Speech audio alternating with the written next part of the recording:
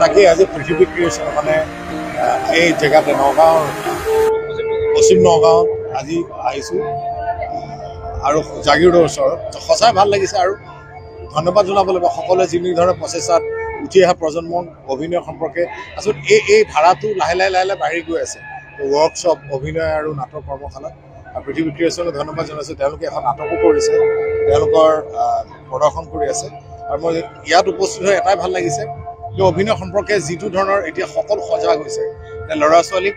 doctor engineer বাহিৰে যে অভিনেত্ৰী আজিকালি বহুত সুবিধা আছে অভিনয়ৰ ক্ষেত্ৰত আৰু সেই প্ৰচেষ্টা যে হাতত লৈছে সকলোকে ধন্যবাদ জনাইছোঁ মই পুনৰ আহিম বুলি কৈছোঁ যেতিয়া ৱৰ্কশ্বপ হ'ব নেক্সট টাইম ৱৰ্কশ্বপতে মই নিজেও থাকিম আৰু ধন্যবাদ জনাইছোঁ আৰু আমি অগ্নিবাণৰ আমাৰ লগত আহিছে প্ৰযোজক আহিছে পৰিচালক আহিছে অগ্নিবাণ ছবি সম্পৰ্কেও কৈছোঁ যে অহা নৱেম্বৰৰ আমি 14 নৱেম্বৰত আহি আছে ছবিখন আৰু খুব সুন্দৰ এটা ছাবজেক্ট লৈ কৰিছে শৈলেন শৰ্মা প্ৰযোজক আৰু ডাইৰেক্টৰ আমাৰ মৃন্ময় শইকীয়াই কৰিছে আৰু বহু প্ৰতিষ্ঠিত অভিনেত্ৰী বিশেষকৈ মই এটাই কৈ ভাল পাম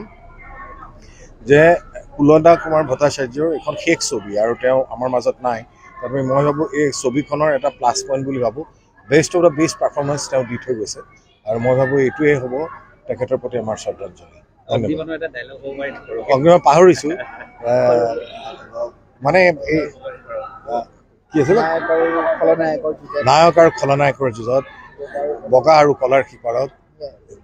যেতিয়াই জন্ম হয় মই ভাবোঁ যেতিয়াই জন্ম হয় সেয়াই হৈছে অগ্নিবাণ এনেকুৱা ধৰণৰ ডাইলগ আছে আৰু মই ভাল পোৱা চৰিত্ৰ এটাত কাম কৰিছোঁ ধন্যবাদ